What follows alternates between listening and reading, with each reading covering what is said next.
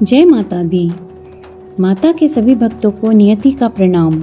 अगर आप मेरे इस चैनल पे पहली बार आए हैं तो प्लीज़ मुझे लाइक, शेयर और सब्सक्राइब ज़रूर करिए और बेल आइकन को ज़रूर दबाइए। आइए आज जानते हैं माता महादुर्गा के 8वें रूप माता महागौरी के बारे में। माता के बारे में शास्त्रों में ऐसा कहा गया है कि श्वेते वृषे समारूढ़ा श्वेतांबर धरा शुचिः महागौरी शुभम दद्यान महादेव प्रमोददा। माँ दुर्गा जी की 8वीं शक्ति का नाम महागौरी है और इनके जो शरीर का रंग है वो पूरी तरीके से गोरा है। माता इतनी गोरी हैं कि इनकी उपमा शंख, चक्र और कुंद के फूलों से दी गई है। माता के लिए कहा गया है अष्टवर्षा भवेद गौरी, यानी कि माता की आयु 8 वर्ष की मानी गई है। माता के समस्त वस्त्र, आभूषण आदि भी सफेद हैं। माता की 4 भुजाएं हैं और इनका वाहन बैल है। माता के इस स्वरूप के भी 4 हाथ हैं। दाहिने दोनों हाथों में से एक हाथ अभय मुद्रा में और एक हाथ में त्रिशूल है और बाएं वाले दोनों हाथों में एक हाथ में डमरू और एक हाथ वर मुद्रा में है। माता का ये स्वरूप अत्यंत शांत है। ऐसा कहा जाता है कि अपने पार्वती रूप में माता ने भगवान शिव को पति रूप में प्राप्त करने के लिए बड़ी कठोर तपस्या की थी। माता ने प्रतिज्ञा की थी कि व्रिये अहम वरदम शंभुम नान्यम देवम महेश्वरात्।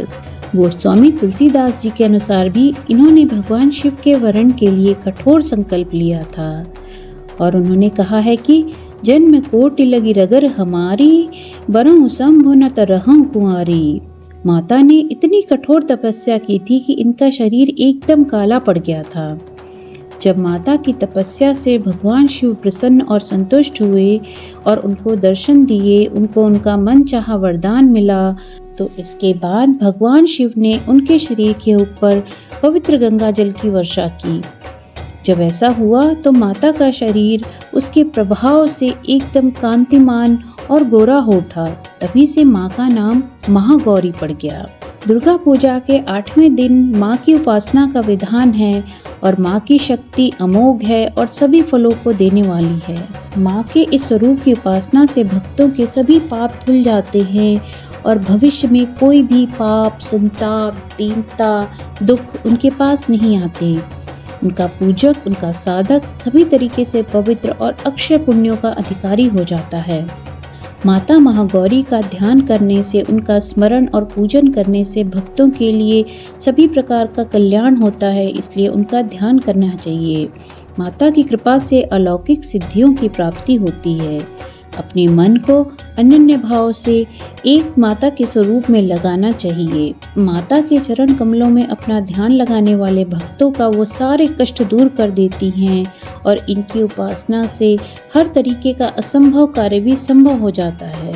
माता की महिमा का पुराणों में बहुत ही विस्तृत व्याख्या की गई है और ये मनुष्य की वृत्तियों को सत्य की तरफ प्रेरित करके असत्य का नाश करती हैं।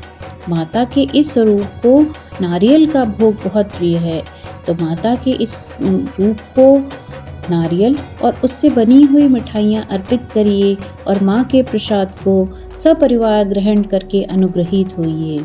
तो माता के शरणागत होकर बनी रहिए मेरे साथ इस चैनल पर। Till then take care and stay happy.